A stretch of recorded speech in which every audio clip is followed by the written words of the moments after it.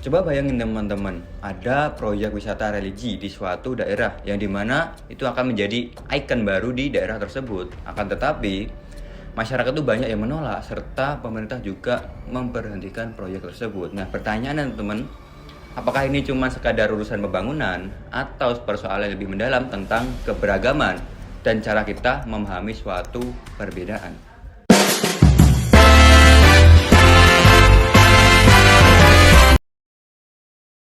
Halo teman-teman, nah di video kali ini kita akan membahas kasus yang sempat viral nih, yaitu penolakan proyek miniatur Yerusalem atau Holy Land di Karanganyar.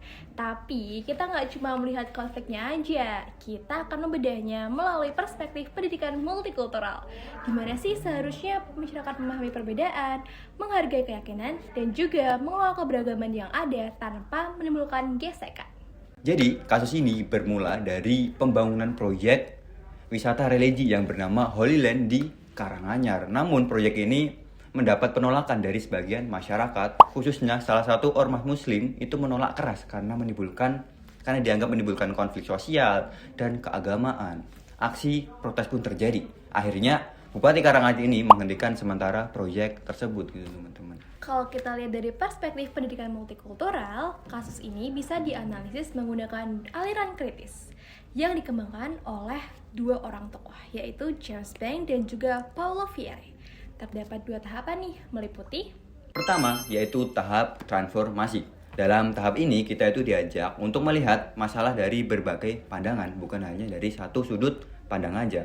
Dalam kasus ini, kita nggak bisa melihat dari sisi mayoritas yang menolak, tetapi juga harus mempertimbangkan hak dari kelompok lain yang menjalankan aktivitas keagamaannya.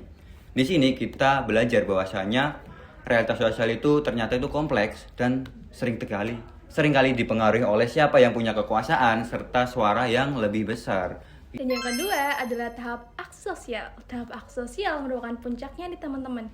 Jadi di sini kita nggak cuma diminta untuk memahamin aja, tapi juga diminta untuk bertindak teman-teman.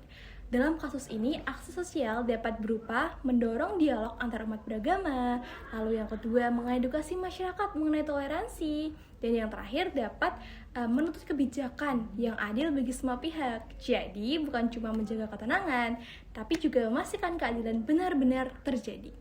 Jadi kalau kita refleksikan secara historis, tentunya konflik ini nggak berdiri sendiri karena Indonesia secara historis juga pernah mengalami suatu konflik yang berbasis agama seperti di Kerusuhan Poso dan konflik di Ambon, gitu teman-teman.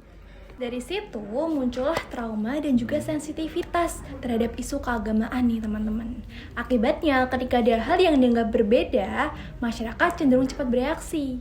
Tapi bedanya sekarang, konflik tersebut banyak diselesaikan melalui jalur damai dan juga kebijakan, bukan kekerasan. Oke, aku mau tanya nih. Misal nih, kamu mau jadi guru. Apakah kamu akan mengangkat topik ini? Karena ini cukup seru juga dibuat bahan diskusi kelas. Sebenarnya fenomena itu bakal jadi hal seru banget nih kalau misalnya kita ajak siswa untuk berdiskusi. Karena di sini siswa bakal diajak untuk melihat dari berbagai perspektivitas dan juga bisa berdiskusi secara terbuka nih Syad. Yang terakhir, siswa bisa diajak untuk belajar menghargai perbedaan.